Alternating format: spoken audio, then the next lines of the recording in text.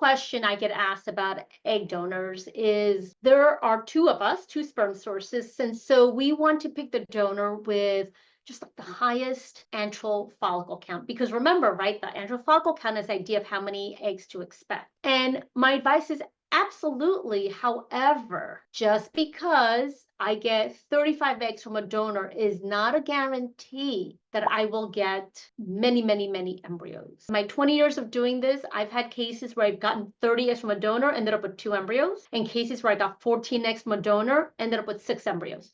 Not what I would have predicted. So my advice is pick a donor because you really like her features. You resonate with her profile. And if you have 2 donors that you like equally, then of course, pick the donor with the higher antral follicle count. But let's say you really, really like this donor and her antral follicle count is 20. And this donor, you're okay with her, but her antral follicle count is 32. You don't like her as much. You really like this one.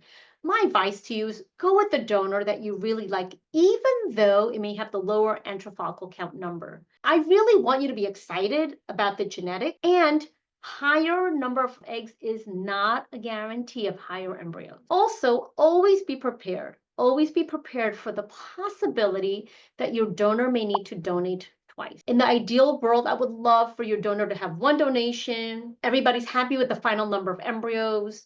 First transfer works in the surrogate and everyone's happy. That is the goal we strive for. But sometimes life has different plans. And sometimes the donor does her donation, we look at the embryos, and in the final end, you're not happy with the final number of embryos. And it may be that perhaps the total number's not great. Or if there are 2 sperm sources, it may be that maybe one of you has these 5 beautiful embryos and the other one has only 1 or none. Because in that case, then you have to ask the donor to donate again. So whenever you choose a donor, be cognizant not only of course, her medical results and her egg numbers, but her compensation, because there is the possibility she may need to donate one more time. And so have that conversation in your head with the agency ahead of time so you're fully prepared what would happen in that circumstance.